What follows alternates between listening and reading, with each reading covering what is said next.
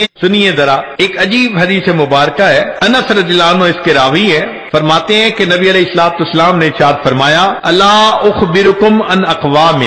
لیسوا بانبیاء ولا شہداء، کیا میں تمہیں ایسے لوگوں کے بارے میں نہ بتاؤں، نہ وہ انبیاء ہوں گے نہ وہ شہداء ہوں گے، یغبطہم یوم القیامت الانبیاء والشہداء، قیامت کے دن ان پر انبیاء اور شہداء رشک کر رہے ہوں گے۔ سبحان اللہ، کیا شان والے لوگ ہیں کہ وہ انبیاء نہیں، شہداء نہیں، مگر ان کو اللہ وہ مقام دیں گے، وہ اکرام عطا کریں گے کہ انبیاء اور شہداء ان کے اوپر رشک کریں گے، بے منازلہم من اللہ عز وجل علی منابر من نور، نور کے ممبروں پر ہوگے، یکونون علیہا، قالوا ومن ہم، صحابہ نے پوچھے اللہ کے نبی صلی اللہ علیہ وسلم وہ کون ہوں گے؟ قال، نبی علیہ السلام نے فرمایا، الذین یحببون عباد اللہ الی اللہ ویحببون اللہ الی عبادہ وہم یمشون علی الارض نصحا، کہ جو بندوں کو اللہ کا محبوب بناتے ہیں اور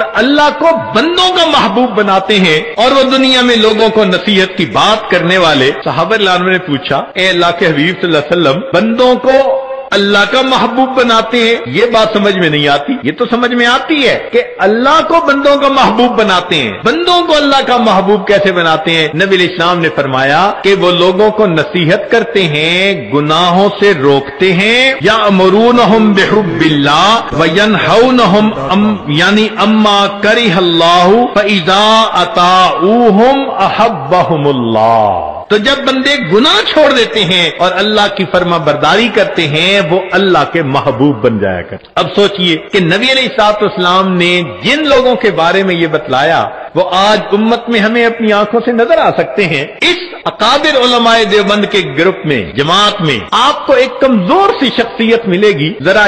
حالات زندگی پڑھ کر دیکھیے، کمزور سی شخصیت لوگوں کے دروازے پر جا رہی ہے، لوگوں میں روٹی کا سوال کرنے نہیں آیا، میں تم سے زندگی کا سوال کرنے آیا ہوں، میں تم سے وقت کا سوال کرنے والا آیا ہوں۔ کون ہے؟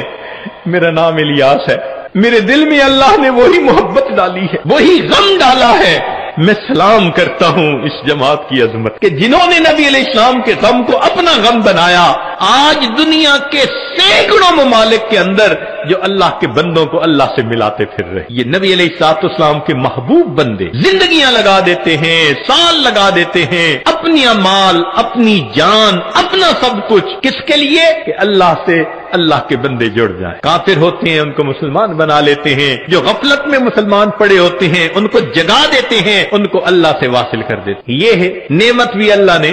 اکابر علماء دیوبند کو عطا فرمائی کہ نبی علیہ الصلوۃ والسلام کی اس نعمت کے وارث بھی یہی بنے۔ چنانچہ وہ علماء جو وعظ و نصیحت کا کام کرتے ہیں، وہ مشائخ، وہ داعی حضرات جو وعظ و نصیحت کا کام کرتے ہیں، وہ سارے کے سارے اسی خوشخبری کے اندر شامل ہیں۔ نبی علیہ الصلوۃ والسلام نے فرمایا کہ اللہ تعالیٰ ان سے محبت فرماتے ہیں جو اللہ کے بندوں کو اللہ کا محبوب بناتے ہیں اور اللہ کو بندوں کا محبوب بنا دیتے ہیں۔